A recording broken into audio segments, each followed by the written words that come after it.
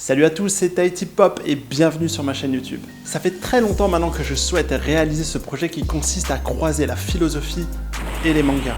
Il faut savoir que les mangas ont fait couler beaucoup d'encre par le passé, on a même souhaité les faire interdire dans les années 90. Et il faudra aussi parler des dessins animés, notamment des dessins animés japonais qui sont exécrables, qui sont terribles. Alors que pour des gens comme moi qui ont grandi notamment avec le Club Dorothée, lorsque je me suis retrouvé au lycée à découvrir la philosophie, je me suis rendu compte que certaines notions, certains thèmes, je ne les ai pas découverts à travers des Descartes, Sartre ou autres, mais bien avec des Tortues Ninja, Men in Black, Dragon Ball Z, One Piece, Naruto, bref, à travers les mangas. Et pour moi, il y a clairement un truc à faire là-dessus, et pourquoi pas même un jour autoriser les étudiants à mentionner des shonen sur leur copie de bac de philo. Et comment ne pas commencer avec le commencement, avec ce qui est pour moi le père des mangas, le père des shonen. J'ai désigné évidemment Dragon Ball Z. Il y aura évidemment beaucoup de sujets philosophiques à aborder à partir de Dragon Ball Z ou d'autres mangas. Mais histoire de commencer en douceur et histoire de donner le ton, j'ai décidé de te parler d'éducation à travers l'exemple de Sangoku et de Vegeta. J'ai un pote qui m'a dit un jour « Tu te reconnaîtras en regardant la vidéo ». Moi mon père c'est Sangoku. Ça m'a tout de suite parlé à l'époque et j'ai tout de suite vu ce à quoi il faisait référence. Lui qui n'a pas connu son père, sa figure paternel de référence à l'époque, c'était Sangoku.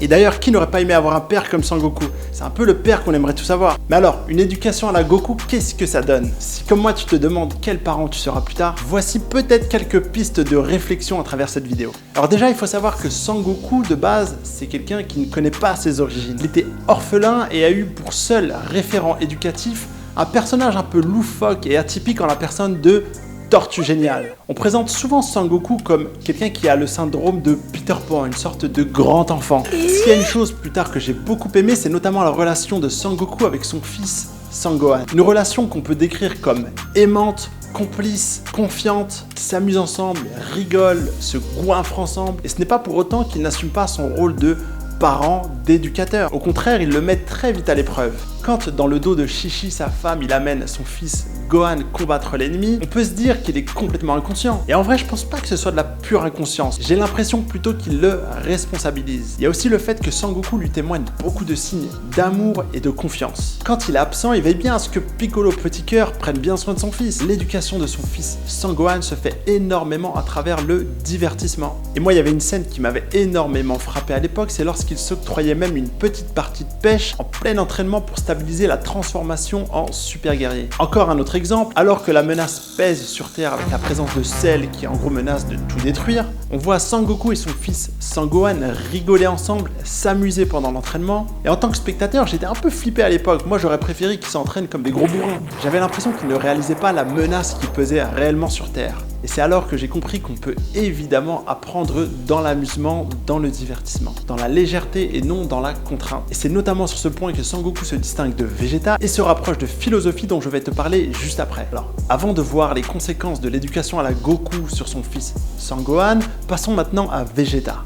Vegeta, contrairement à Sangoku, connaît très bien ses origines, sa tradition. Bref, il sait d'où il vient. Pour moi, il s'inscrit clairement dans un héritage qu'il faut redorer et son fils Trunks se doit de maintenir et de mériter le flambeau. C'est comme si on avait un gosse qui devait se mettre dans un moule d'exigence. Or, on pourra voir que la relation entre Vegeta et son fils Trunks manque cruellement d'amour et d'affection. Je me souviens face à l'écran, j'attendais tellement que Vegeta manifeste des signes de reconnaissance et d'affection envers Trunks. Et en plus d'un manque affectif abyssal, pour moi il y a aussi le fait que Vegeta insiste beaucoup sur le travail, sur l'entraînement. Pas de place pour le divertissement, bref, c'est pas un blagueur. C'est comme si seuls les résultats comptent. Alors du coup, on pourra voir que les conséquences de ces deux approches pédagogiques seront évidemment bien différentes. Et c'est justement dans l'arc Cell que pour moi on voit bien les résultats escomptés. Chez le premier, dans l'éducation à la Goku, on a une sorte de passation de relais, une démonstration claire de confiance que Sangoku fait à son fils. Goku fait tellement confiance à son fils qu'il aide l'ennemi à devenir plus fort en lui donnant un haricot magique, juste histoire de rendre les choses un peu plus piquantes pour son fils. On pourra alors voir que son fils Sangohan s'émancipe sur le regard bienveillant de Sangoku qui n'est jamais très loin. À un moment donné, on voit même Sangohan se faire éclater la gueule par Cell alors que son propre père n'intervient même pas, il laisse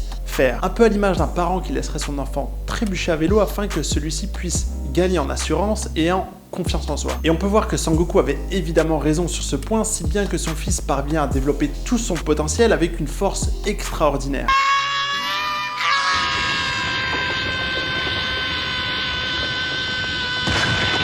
Goku connaissait mieux que son fils et que le spectateur que j'étais la réelle force de ce dernier. Il en vient même à reconnaître que son fils l'a clairement dépassé. Quel parent ne voudrait pas que son enfant le dépasse? C'est le seul qui ait une chance. Je sais ce qu'il vaut. Même moi, à son âge, je ne possédais pas le quart de son talent. En tout cas, c'est clairement pas Vegeta qui serait prêt à reconnaître ça de son propre fils Trunks. Une dernière chose sur Goku, certes, il laisse son fils gagner en autonomie, mais lorsqu'il estime que Sangohan a atteint sa limite et que ça commence clairement à devenir craignos, c'est seulement à partir de ce moment-là qu'il lui donne toute son aide. Tout ça pour dire que pour moi, on a affaire à une éducation bienveillante qui met l'accent sur la croyance et la confiance en soi. Toujours dans l'arc Cell, les conséquences maintenant d'une éducation à la Vegeta font que même si Trunks parvient à devenir surpuissant et qu'il se met par exemple en mode Broly, perso j'étais en kiff devant cette scène, et bien émotionnellement parlant c'est catastrophique. On peut voir qu'on a un Trunks qui n'ose pas révéler toute l'étendue de son pouvoir devant son propre père de peur de le vexer. Trunks, pourquoi tu ne vas pas l'aider? Il est temps d'arrêter de dissimuler ta véritable force.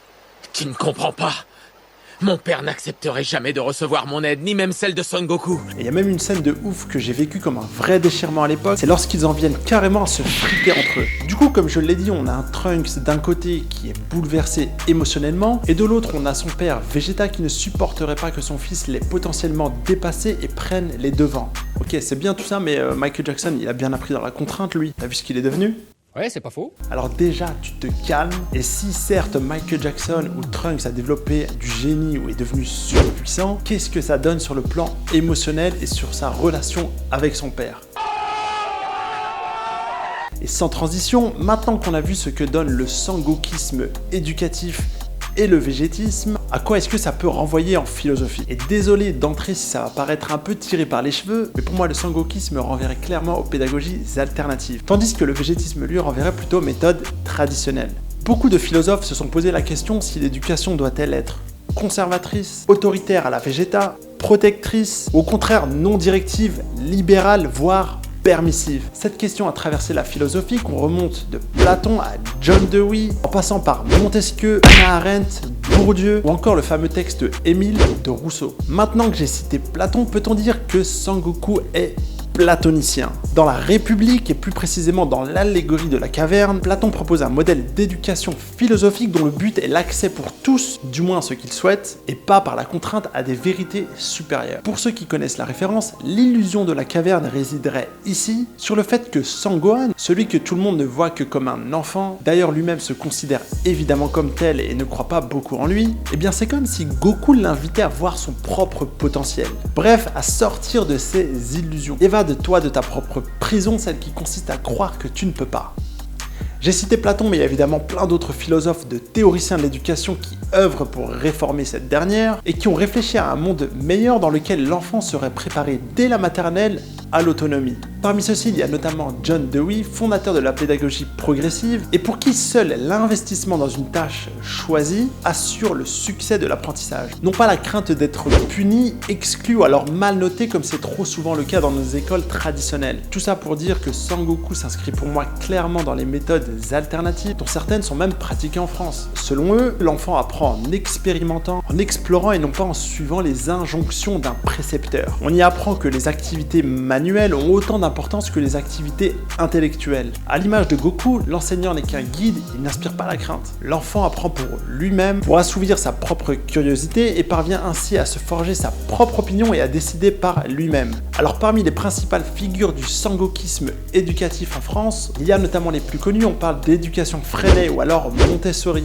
Il y a aussi Jean Piaget, Adolphe Ferrière ou alors Rudolf Steiner ou Steiner. Name dropping. Alors il faut savoir que ce que j'appelle le sangokisme éducatif est pratiqué en Finlande et où ils ont appliqué et généralisé depuis longtemps ces méthodes pédagogiques dites douces. Et c'est pas pour rien qu'ils obtiennent les meilleures performances éducatives selon toutes les enquêtes internationales. Bref, tout ça pour dire que pour moi, on peut rattacher Sangoku aux méthodes d'éducation alternatives et à cette philosophie. Il a clairement sa place sur la table et peut-être même sur le fronton d'une façade d'école. Perso, je serais le premier à y inscrire mon enfant plus tard. Alors du coup, je me permets de te poser la question, est-ce que tu seras plutôt un parent à la Goku ou plutôt à la Vegeta? Moi, je pense que la question, elle est vite répondue. Mes propos n'excluent en rien les filles, c'est pour ça que j'ai parlé de parents, même si les figures sont masculines. Ou alors, vous préférez plutôt vous demander si vous serez un parent à la Chichi, Bulma ou alors C18. Dites-moi ça en commentaire. Si tu as aimé le concept de cette vidéo, n'hésite pas à lâcher un like, t'abonner et activer la petite cloche pour être au courant des prochaines vidéos. J'espère évidemment poursuivre l'aventure en abordant plein de sujets philosophiques à partir de ton manga préféré. D'ici là, portez-vous bien.